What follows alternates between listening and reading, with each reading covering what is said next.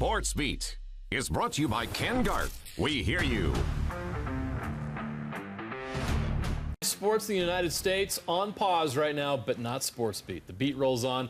JJ and Sam with you for the next 45 minutes. We're going to look back on a memorable week in the sports world, and the Utah Jazz were at the center of it. Yeah, everything came to a halt when moments before tip-off between the Jazz and Thunder, we learned Rudy Gobert tested positive for COVID-19. The game was postponed. The NBA world put on hold. Now, unfortunately, we have to begin the show with some more bad news. Live sports won't be back anytime soon. In fact, it'll be at least 2 months until the NBA, NHL, Major League Baseball resume their seasons, if they do at all. Yeah, news broke tonight that the Center for Disease Control is recommending that for the next 8 weeks, organizers cancel or postpone in-person events that consist of 50 people or more throughout the U.S. ESPN reporting that the best-case scenario for the NBA's return looks like mid-June, and teams have been asked to search out arena dates well into August for the playoffs if they're held at all. All right, now back to the NBA and the Utah Jazz. Rudy Gobert's positive test for the coronavirus sent shockwaves around the world. It led to the decision by pro leagues, the NCAA, and high school sports organizations across the country to suspend events. Now, some have pointed the finger of blame at Rudy, but others pointed to the fact that this has also created a heightened awareness of COVID-19 that will likely end up saving lives. In fact, the Utah Jazz on Saturday announced that Rudy Gobert himself is donating more than $500,000 to support both the Employee Relief Fund at Vivint Smart Home Arena and COVID-19 related social services relief in Utah, Oklahoma City, and within the French healthcare system. More than 800 part-time employees work events at Vivint Arena. Rudy Gobert spoke publicly today for the first time since his diagnosis. Hey, what's up, everyone? It's Rudy Gobert. Just wanted to give you guys a little update. I'm going to start by saying thank you to all the people that have been supportive and for all the positive energy. It really means a lot. As for myself, I've been feeling a little better every single day thanks to the healthcare people of Utah and Oklahoma City and all the great people around me. As you may already know, I just wanted to make sure to remind you guys to keep washing your hands frequently with soap and water. Try to avoid touching your face, your nose, your eyes, and of course try to avoid making unnecessary contact with people. It's all about protecting yourself and the people around you. I wish I would have took this thing more seriously, and I hope everyone else is going to do so because we can do it together. Take care and stay safe. All right, well, Rudy's not the only one recovering from the virus. Donovan Mitchell has also been in isolation as the second confirmed case of COVID-19 in pro sports, but he also wanted to get a message out to the fans, posting this video on yesterday. What's up, everybody? Donovan Mitchell here. Just want to say thank you guys so much for your continued support, man. It means a lot to me. I feel fine. Things are going well. I'm just taking the proper precautions. You know, as was told to me by the health authorities, I got to stay in isolation. So, solo in here, playing video games all day, and can't wait to get back out there on the floor, man, play in front of the best fans in the world. Really miss playing in front of you guys, and I'll see you guys soon. We hope it is soon. Now, Rudy Gobert received a lot of blame from people, as we mentioned earlier, and according to ESPN NBA reporter Adrian Wojnarowski, that finger pointing was also coming from the Jazz locker room. Yeah, it was reported that, quote, Jazz players privately say that Rudy Gobert had been careless in the locker room, touching other players and their belongings. Now a Jazz teammate has tested positive. And of course, Rudy has apologized since for anything that he did. Now, I had a little bit of issue with that text, for that tweet, because it didn't provide context that would indicate whether Rudy was careless before or after testing positive, which led to a lot of people posting hate and vitriol towards Rudy Gobert online. It's also created a narrative that there's a rift between Rudy and other players in the locker room. Woj went even further into detail on SportsCenter. I'm thinking about this Utah situation in your tweet today, and then the specific words that Donovan Mitchell uses about, like, basically it's like it doesn't seem like this is great between Gobert and Mitchell. I mean, is that an astute observation? That is an astute observation, Scott. And the Jazz are fortunate that they don't have to get back together and start playing games again right now. There is a lot of work to do to repair relationships, not just between Donovan Mitchell, Rudy Gobert, but others in the locker room. There's a lot of frustration with Gobert. He certainly was apologetic today. But this is going to test. They've got great leadership in Utah. Dennis Lindsay, Justin Zanuck, Quinn Snyder, their coach. And in that locker room, it's going to be a test for all of them to get this team back on track if and when they return to playing this season. Swallow has created this national narrative that spreads this, narrative about Rudy, that he's this idiot that carelessly spread this virus. And there's this rift between Rudy and Donovan and other players on the team. We can't interview the players right now, so there's no way yet to know how they really feel about all this. But Zach Lowe of ESPN offered this perspective on his podcast. I feel for him. He's going to be stigmatized forever for this. He was callous. He took this too lightly. He admitted his mistake in, I thought, a pretty artful way. He obviously feels guilty. He feels embarrassed. Woj was reporting yesterday that there's a rift now between Gobert and the rest of the team. My feel from the Jazz and talking to people there is that I think once everyone takes a deep breath, that will be okay. Look, we've all done dumb things, and all of us were taking this lightly, and I can tell you that Gobert is not the only player I saw in the last 10 days or 2 weeks who was sort of similarly making light of the threat of this. And by the way, we don't know if Donovan Mitchell got it from Rudy Gobert. His test just came back first. We are now joined by Sarah Todd, Utah Jazz beat writer for the Deseret News. Sarah was in Oklahoma City Wednesday night and covered one of the craziest stories in NBA history. And Sarah, you became part of the story as well, something no journalist wants to do, but it happened. First off, you were one of those tested for coronavirus in OKC. Can you give us an update on how you're doing? Yeah, doing great. I tested negative, and as long as I don't develop symptoms during my 2-week quarantine, then it's all going to look good. So I'm just staying isolated to prevent any possible spread of anything. That's great news. Can you describe and take us through what that night was like for you personally in Oklahoma City? Yeah, it was one of the most surreal nights I've ever had, especially in a professional capacity. It was very weird. At first, there was a lot of chaos sort of on the court before the players walked off. We didn't understand why they were walking off. We were told that the game, we were waiting for league confirmation for the game to start. I've been covering the NBA for 8 years, and I've never heard that before, so we knew something different was happening. And, we tried to get on the phones, text, or call our sources within the team and the league, and no one was saying anything. And so, again, that's another red flag that something is very different, because usually you can get people to answer you or tell you that they'll answer you soon. Yeah. And then once the news came out that it was Rudy Gobert that had tested positive for the COVID-19, then it became, okay, well, I'm in direct contact with this guy on a daily basis.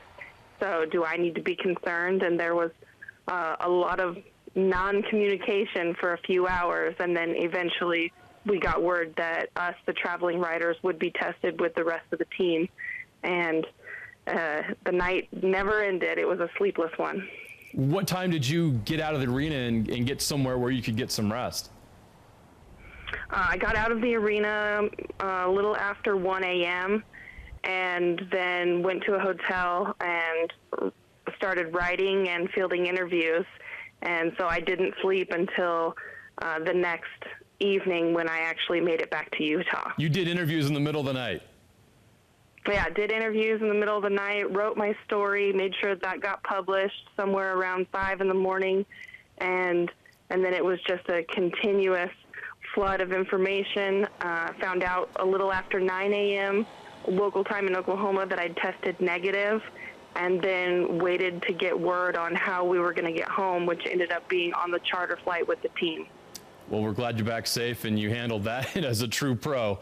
After Rudy Gobert tested positive for the coronavirus, he became a target of a lot of hate and a lot of vitriol, a lot of finger pointing, maybe even from his own teammates, according to Adrian Wojnarowski of ESPN. Do you think this narrative that formed around Rudy is fair? I do not. I don't think that there's any sort of rift within the team that's not basketball related. And obviously, right now, basketball is taking a sidestep to everything else that's clearly more important. And, in regards to Rudy getting any sort of vitriol online or from fans for, potentially spreading this, it's spreading everywhere. It was only a matter of time that it was going to happen, for someone within the public eye.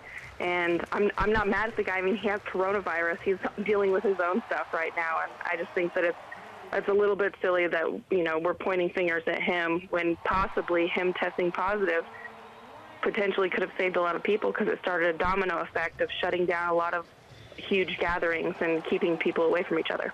Another thing Jazz fans are wondering about, Adrian Wojnarowski also went on SportsCenter and reported that there's now a rift between Donovan Mitchell and Rudy Gobert, and maybe even other players on the roster in Rudy. Is there anything you've seen or heard as a beat writer that would indicate that there's truth to that? I have not heard anything that would indicate that there's truth to that. Any tension outside of anything that's actual basketball related, and those are normal tensions that happen within the season or within any professional sport. And I mean, obviously there's going to be some frustration for anyone that is positive or maybe in danger for being tested positive for this virus, but I have no information and nothing that would give any credence to the fact that there is rift because of this. Well, when the NBA returns, we'll have a lot of questions for Rudy and Donovan. Sarah, we're happy you're doing well. Thanks for sharing your story with us, and hope to see you back in the building and back at the arena soon. Thanks a lot for having me on, guys.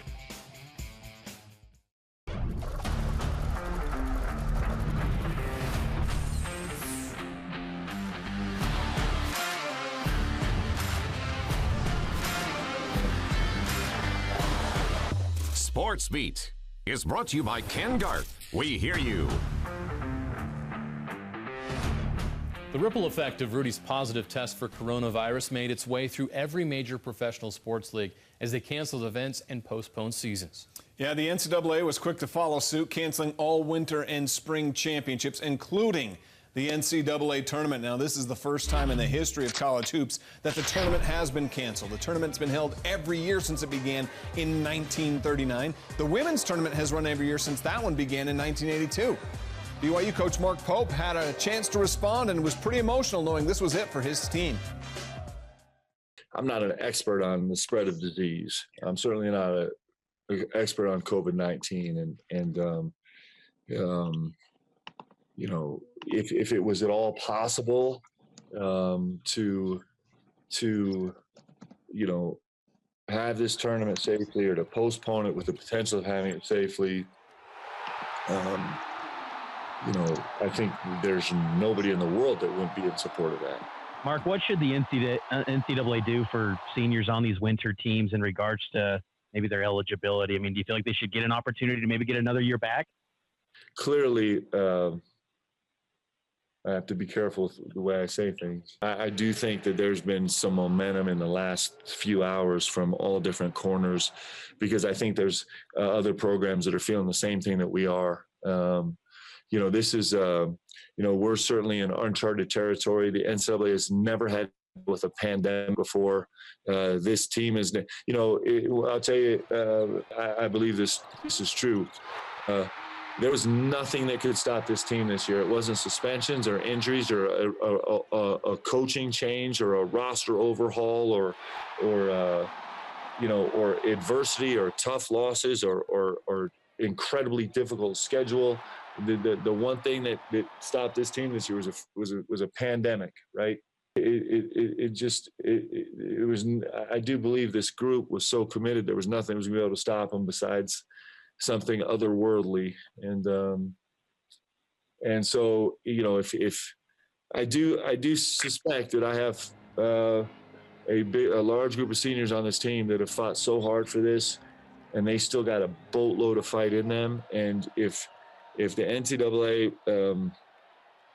you know, saw fit to grant them another shot at this, which seems, you know, potentially like it's the only just or fair thing to do, then I think we'd have some guys that would be really, really, really excited about.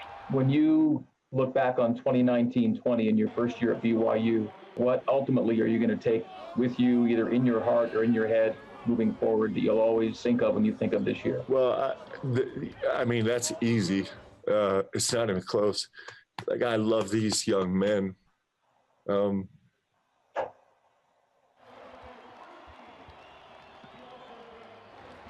It's an extraordinary thing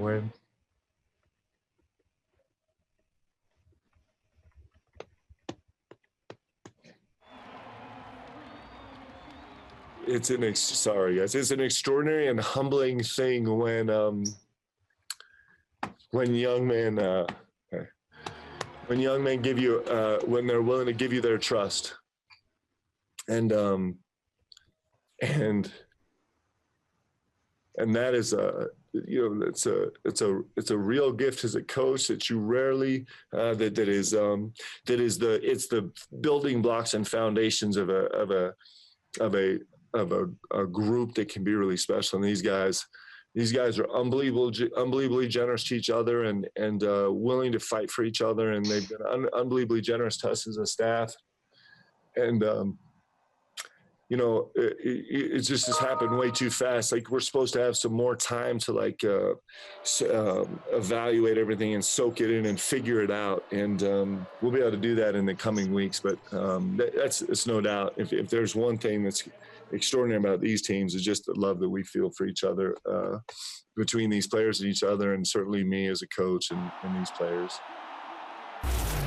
Well, he'll forever be known as one of the greatest players in the history of Utah State basketball, and the plot was set for Sam Merrill's collegiate career to come to a close on the national stage of the NCAA Tournament, a chance for him to have his one shining moment, along with his Mountain West champion Aggie teammates. But then the decision to cancel the tournament, officially bringing the Sam Merrill era to a close. It was an emotional moment when he was told the news. We were to the point where we were expecting it at some point, just didn't know when. So Coach had just sent us a text that said he was going to modify practice, just under the assumption that this was probably going to happen, that we were just going to do all skill work. And that for some of us it may be hard, and for some of us, I'm assuming he was talking to the seniors, that we would probably be even wondering why we were even at practice. But yeah, it was a tough moment for sure. After hearing that we were going to play without fans, to me it almost seemed like it would be better just to cancel it. But still, having anticipated it, it was a gut-wrenching moment for sure. Coach Smith spoke to us for a few minutes, and it was, like I said, very emotional. He mentioned how proud he was of us and how sad it was for all of us, and opened up the floor for anyone to speak. Only a couple coaches spoke, just because I think all of us players were too emotional to be able to say anything. And then Coach said, for those that weren't seniors, there was just so much uncertainty on what the plan would be going forward. A lot of teams didn't get a finish, and for all those teams, you sit there and wonder what if. So I'm definitely in support of it. For me, I'm 24 years, I'm going to be 24 in a couple months. I'll be graduating. Feel like I've given it everything I had to Utah State. So for me, I feel like it's time to move on. But like I said, I would definitely be in support, and I think that would be great for those that do feel like there's something left unsaid. For me and Diogo and Abel and Justin and Brock, those guys that were on those two previous teams, we really felt like we could do something, that we could be successful here, and we put in the work, and have obviously had two great years, two of the best years that Utah State has had. Knowing what we know now, it's a perfect way to go out, for me personally and for us as a team, to beat one of the best teams in the country and win a conference championship and be able to celebrate together. Like I said, we wish there was more, but it's a perfect way. And I'm convinced that BYU and Utah State would have won games in the NCAA tournament. I'm tired of the sadness. The thought of no March Madness this year is gut-wrenching. It's one of the best sports spectacles of the year. It's a shame we won't see the Aggies and Cougars be a part of that history. Yeah, something we always look forward to, but what we do have are some pretty great moments in men's college hoops from our teams here in the state of Utah. This season, these are the moments that we will remember.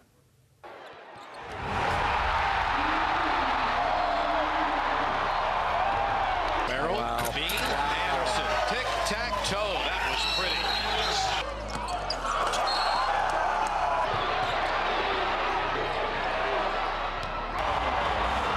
Tigers, Toulson, step back three, got it. There it is, baby. Heat check.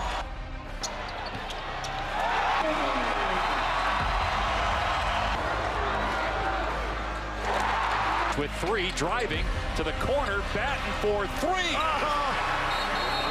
Look at that Utah crowd. Utah knocks off the 6th-ranked Kentucky Wildcats here in Vegas. A huge win for the Utes and the Pac-12. The Conference of Champions standing tall in the hub of the basketball universe. Assists, feeds Childs. Shot fake, drop step. Porter for the win. No good. The putback is good for me. And Utah State wins it in overtime. Look at this. The Cougs have indeed done it. The number 2 team is going down. The screen, shot fake, now the 3. Oh, boy. Are you kidding me? 3 on the clock. Puts up a shot. Yep.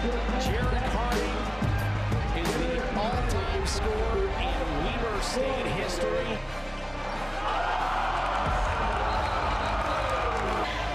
Merrill, the big shot, but it doesn't hurt. Steve is with the winning coach, Craig Smith. TJ pull up 3. He got it! He got it! No threes. TJ Haws scores it! Timeout! Timeout! TJ Haws!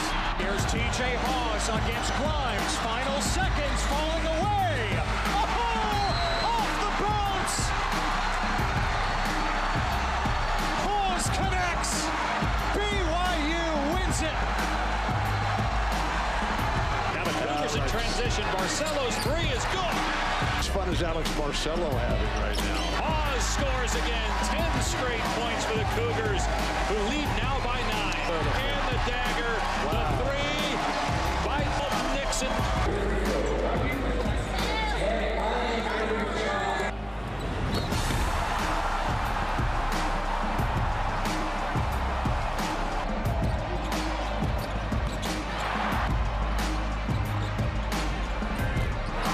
And off to Jones, tries to get it inside and does, and Carlson puts it down. Who scoops it up and buries the 3. Brito for 3, got it! Brito the 3. Tied at 56. Merrill for the lead. He's got it!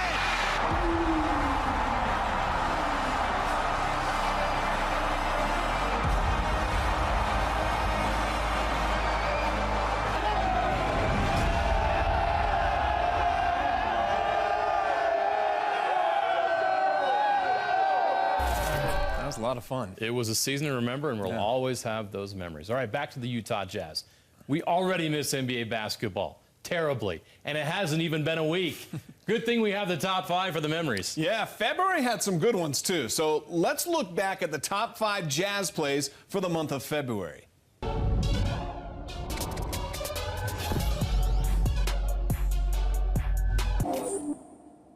On a stop-and-go drive, spins inside to Gobert. He'll spin past Porzingis and puts it home with 2 hands.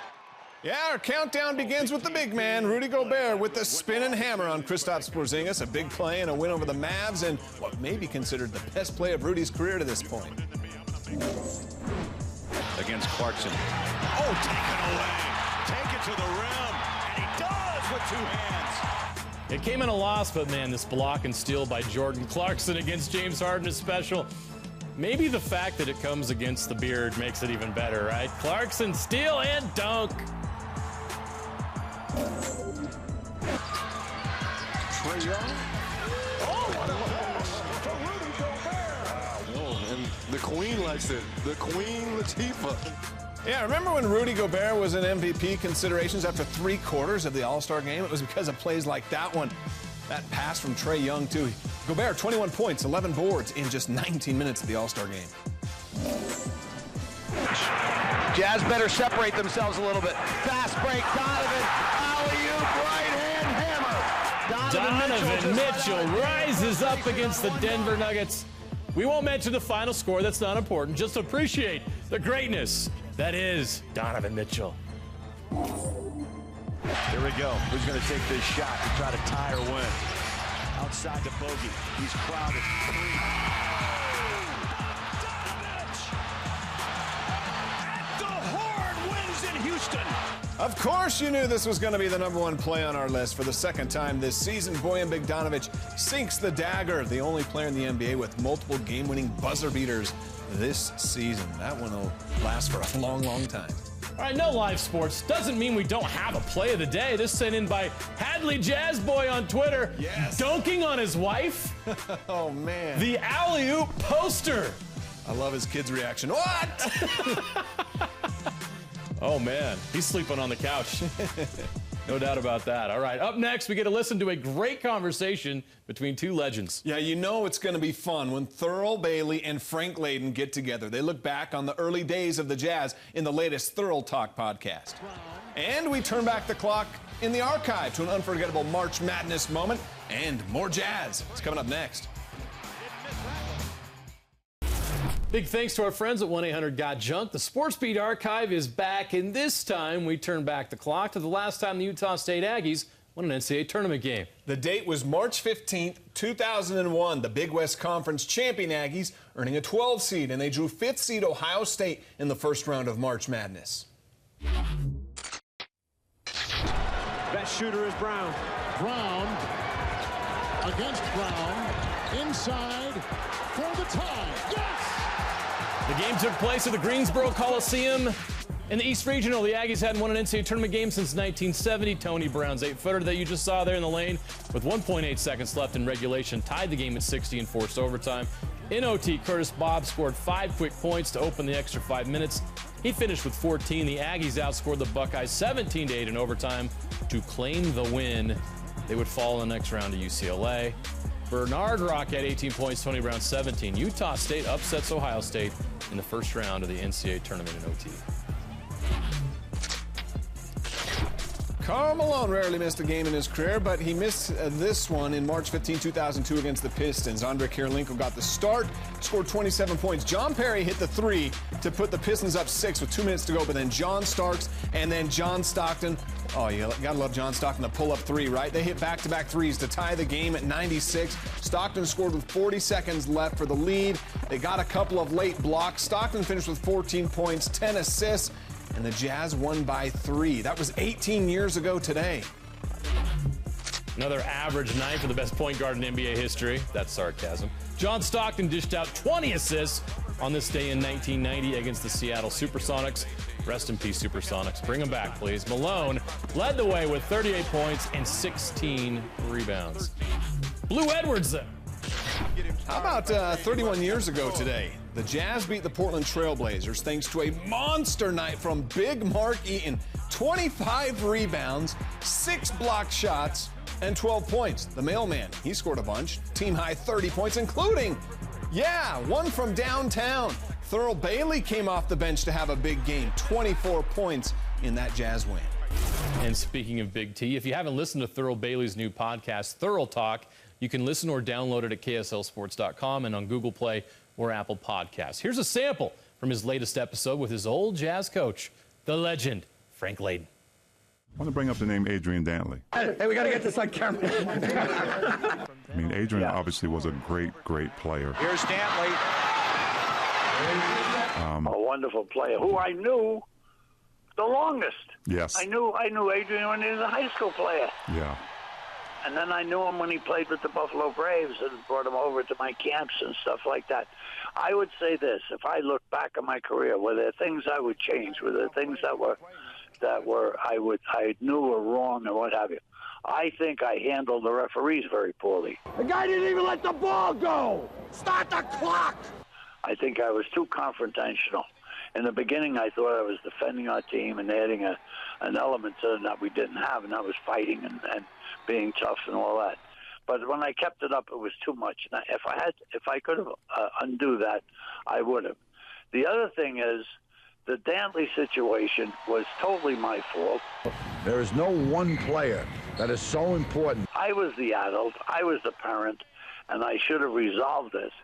All right, and I could have resolved it, his agent was a tough guy. He was a tough guy to get along with, but it was workable, and I didn't do it. And as a result, we probably didn't get the Adrian Dantley we could have. Right. I mean, we were pretty good. Now, letting him go. Canleys and Philadelphia leads, but Danley will get it back. He does. Probably didn't hurt Carl any. Malone, left to right, running room, slam dunk. Oh, baby, count it, and he's fouled. Because, you know, they were both up and what have you. We ended up with Karl Malone being the third high scorer in the league history. But I think there was a room for both of them. And we could have made it work out, and I didn't do it. So that was my mistake. That was. I mean, I made a lot of mistakes, but that certainly was one of them. Yeah, if I had to do it over again, I would have handled that a lot differently. I tried to make it up to him when, you know, we heard that the reason he wasn't getting into the Hall of Fame was because he didn't get his number retired with the Jazz. Right. Well, you know, we took care of that, right? Someone came to me, and Larry Miller or somebody said, well, what do you think? What do you want to do with him? Larry didn't like him at all. Sam Battistone loved him. I says, of course, let's retire his number. Let's get him in here. Let's honor him. I said, that's water over the bridge. It's gone, you know. The guy, you can't deny he was a great player. Cannot. And, you know, he could be in the Hall of Fame really based on a lot of things. He was college player of the year. He was high scorer of the nation. Yeah. He was a gold medal winner in the Olympics, you know. Well, and a pretty good guy, I think, you know. He was all right, you know. Yeah, if you got to know him, you know, you had to kind of break some barriers. Boy, that's great stuff, and you can continue listening to that on KSLSports.com, getting those two together. Those are the stories. That team I grew up with, that was when I fell in love with the Utah Jazz, and to hear those stories is just, I love it. So go check it out. All right, up next, the best of the week. Yeah, not many games this week, but that doesn't mean we don't have great video, because we do. That's a flop. Zach Sellius. We hope he's okay after this. And this shot never gets old. Kevin Nixon for the win next. Here's our best video of the week, and the Oscar goes to... How about Zach Sellius? He's got the great sash. He's got the great mullet, and he's pretty great at selling a foul. Oh my gosh, Zach Sellius is dead. Looks like he took a bullet there, right? Oh no! After review, they did overturn that one, but hey, he sold it for a short time. My goodness, it's come to this. Social distancing during the coronavirus outbreak couldn't stop this Utah boy from playing catch with a neighborhood friend. Is this what we're gonna do now? They just did it over the fence. Oh, yes. I love the ambition there. What I'm gonna do is Jeff read your mind. Are you ready for this? 3. Is it 3? 3. Oh my gosh, look at that. Look at that. Yeah, this fan at spring training having some fun with Dodger fans and poking some fun at the Astros with his magic trick, the banging of the garbage cans. Good stuff.